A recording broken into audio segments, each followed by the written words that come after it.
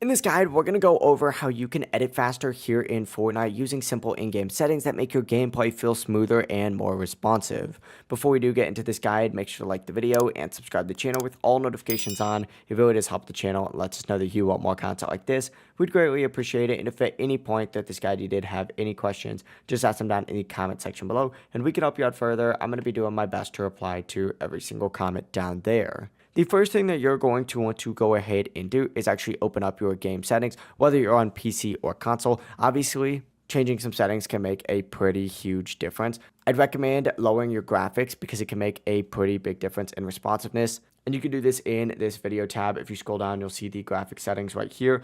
Go ahead and put all of these to the lowest setting possible. And of course, go ahead and have performance mode on as well. If you're on PC, you could also turn NVIDIA Reflex Low Latency on as well to help. Just make sure you avoid using on plus boost because that can cause FPS instability on some settings.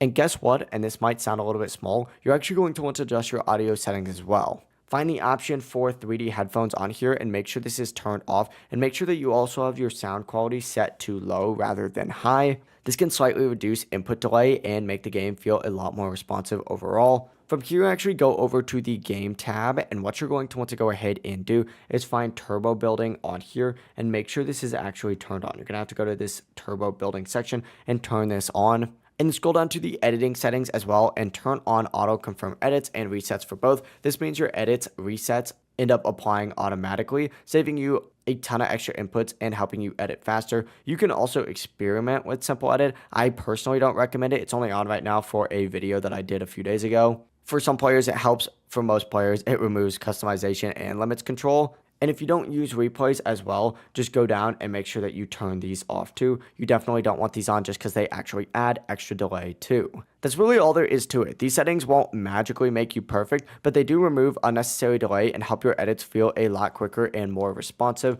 For example, and this is just with simple edit though, I can go ahead and do triple edits pretty consistently with practically no delay. If you guys did have any questions, just ask them down in the comment section below and we can help you out further. I'm going to be doing my best to reply to every single comment down there. Before you do leave this guide though, make sure to like the video and subscribe to the channel with all notifications on. It really does help us out. Lets us know that you want more content like this.